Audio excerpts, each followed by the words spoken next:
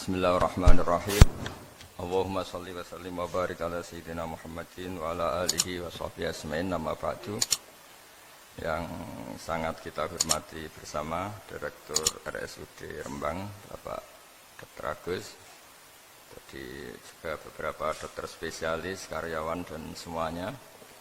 Sebelumnya saya juga mengucapkan terima kasih atas pelayanan ibu kami. Beliau gerak di sini sampai 22 hari, bulan Syakban, sampai wafat juga di sini. Dan kami sebagai keluarga sangat terima kasih atas semua pelayanan dan pengabdian tenaga medis di sini. Sebetulnya RSUD itu sudah sopan lah, datang ke kita mintanya ngaji virtual. Gara-gara sopan tuh saya kok jadi ingin sopan juga. Akhirnya saya yang datang ke sini. Biasanya yang lembaga-lembaga besar itu agak sopan itu, ngatur-ngatur orang. Ini kok baik. Gitu. Padahal BPK ngajinya di saya, lembaga negara. Kemenku pernah ngaji di saya virtual. Tapi RSUD kok kayak kasihan, jadi saya. Terus, iya, jadi hakul jar kira-kira itu karena tetangga itu. Tapi niat saya ya tidak baik-baik banget, sambil jalan-jalan kok dekat. Jadi, tapi begini ya, saya akan cerita versi kiai ya. Kalau versi medis Anda lebih tahu. Kalau versi kiai itu kematian itu dianggap hal yang sebetulnya ada versi kiai ya, semua orang tahu lah pasti mati itu. Cuma inginnya mati itu kan macam-macam. Inginnya ya setelah kaya, terus setelah mapan, terus menangi anaknya mapan, cucunya mapan gitu. Terus itu pun sebetulnya ada siap mati juga, tapi ya tetap mati gitu. Jadi saya punya cerita, saya akan cerita yang lucu-lucu ya supaya enggak tegang ya menghadapi kematian. Dulu itu kroni itu ya sudah ada. Jadi Nabi itu ya punya kroni, tidak hanya pejabat. Nabi itu punya kroni. Nabi Sulaiman itu bisa terbang gitu. Ya mulai dulu manfaatkan angin. Jadi angin itu mulai dulu memang luar biasa. Dimanfaatkan orang sekarang mulai tenaga angin, pakai rem angin. Mulai dulu angin itu luar biasa. Nah itu teman dekatnya Nabi Sulaiman tuh ya agak sopan tuh bilang gini, itu Pak Nabi itu kalau nanti ada malaikat Israel saya pinjam anginnya supaya tidak bisa ngejar saya katanya. Jadi mulai dulu tidak hanya pejabat, Nabi pun ya punya teman yang agak-agak gimana itu.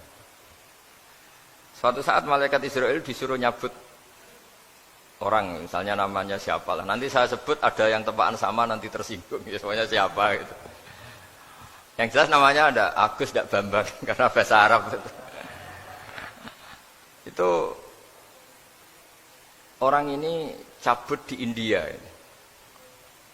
Nabi Sulaiman kira-kira ya di Palestina kira-kira itu. Si orang ini ternyata di dekat Nabi Sulaiman. Nah karena Nabi itu kan orang hebat lah, sehingga malaikat ya kadang silaturahim ke para nabi. Israel sendiri ya kadang-kadang silaturahim ke para nabi. Silaturahim yang paling enggak disukai ya silaturahimnya malaikat Israel. Datang ke Nabi Sulaiman, sebenarnya niatnya silaturahim. Ternyata ketemu orang itu, kaget malaikatnya. Waduh ini gimana ini? Kok saya disuruh nyabut di India, kok orangnya di Palestina? Nabi Sulaiman kira-kira di kawasan Palestina, di wilayah yang katanya Israel itu. Karena Palestina kita tahu kan, menurut pemerintahan Israel itu wilayah Israel, menurut Palestina pemerintahan apa? Palestina. Tapi Indonesia alhamdulillah sampai sekarang itu enggak mau atau tidak punya hubungan diplomatik dengan apa? Israel. Sehingga kita harus mengistilahkan Palestina untuk warga Indonesia. Kaget malaikat ini, katanya disuruh nyabut di India kok ada di sini.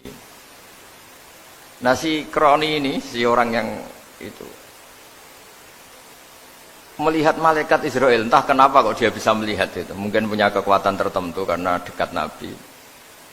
Kaget ya. Malaikat melihat dia karena janggal ya, disuruh nyabut di India kok orangnya di Palestina. Si orang ini melihat malaikat juga takut. Malaikat itu punya hawa yang luar biasa. Akhirnya bilang ke Nabi Sulaiman, ya Nabi Allah tolong pinjemin saya angin untuk saat ini juga saya bisa terbang ke India. Dipinjemin sama Nabi Sulaiman.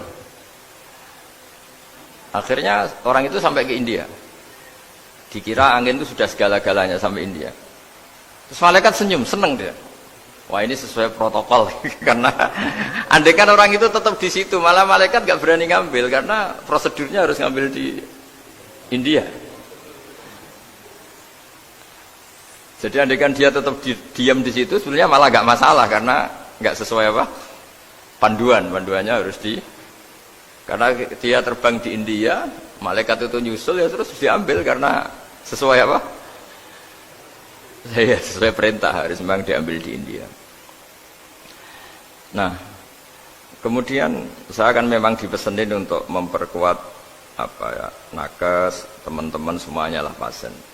Tapi saya cerita dimulai dari yang seperti ini saya sengaja karena memang ya hidup itu seperti inilah. Pasti kita semua akan mengalami kematian. Cuma inginnya kita ya hidup itu ya sehat. Ya, terus kalau mati itu ya tidak punya utang karena berat nanti utang itu.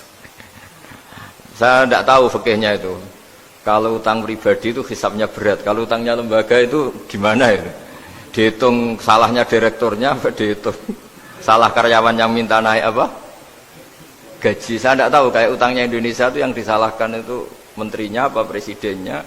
Apa yang selalu mengajukan gaji 13? Tidak tahu itu. Karena di kitab tidak dibicarakan. Yang dibicarakan utang-utang apa? Pribadi ya. Kalau yang utang-utang lembaga negara itu nanti tak tanyakan malaikat auditornya ini gimana cara apa itu yang disalahkan menterinya apa presidennya apa direkturnya apa pengajuan proposal itu.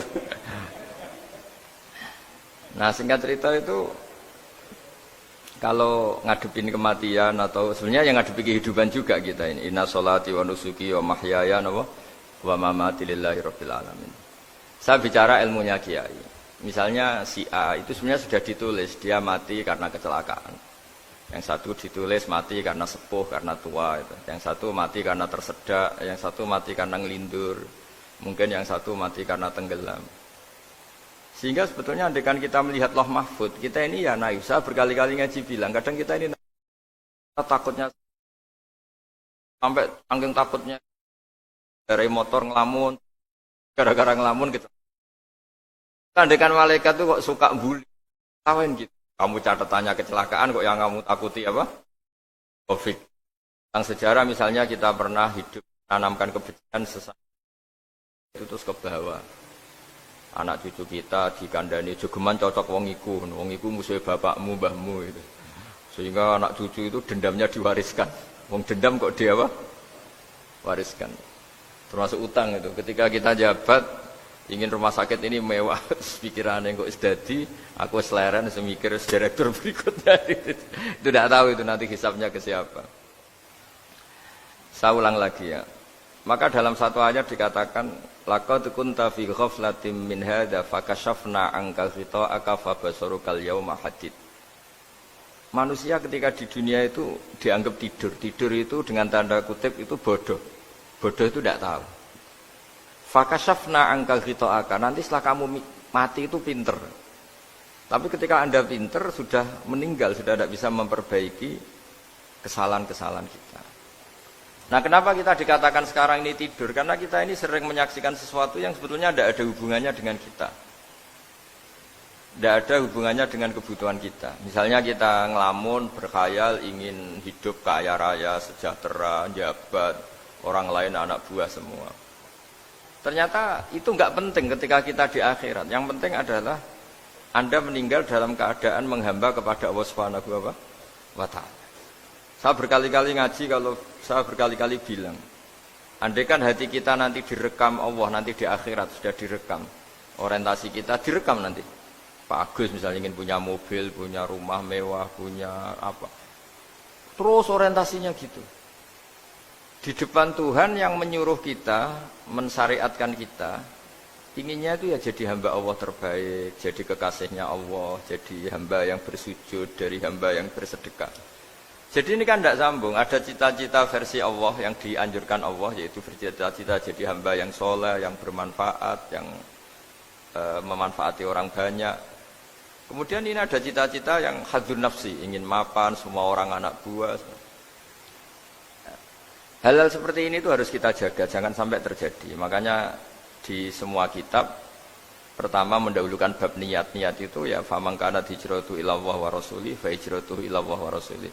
Orang baik itu orang yang orientasinya itu menuju Allah Subhanahu wa taala. Lalu yang kurang baik adalah orang yang orientasinya itu ya harta, perempuan, pokoknya inginnya itu hal-hal yang kepentingan dirinya sendiri. Nah, lalu kenapa kita kadang tidak tahu? Ya tidak tahu itu karena tadi kita kalau tidak wiridan itu tidak punya efek samping. Tapi kalau kamu nggak punya uang kan terus lemes.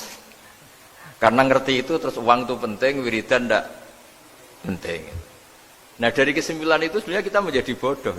Karena menjadi bodoh ketika Anda meninggal ternyata uang ini nggak penting, wiridan ini penting. Tapi tahu kita terlambat setelah kita meninggal. Nah di sini saya ingin mengingatkan apapun kondisi kita yang jelas itu ingat selalu kepada Allah Subhanahu wa taala. Caranya ingat gimana? Kata Nabi, kamu bayangkan musibah yang lebih ekstrim, kamu akan tahu yang kamu alami itu ahwanu wa aisar, yang kamu alami itu ringan sekali. Ringan seringan-ringannya.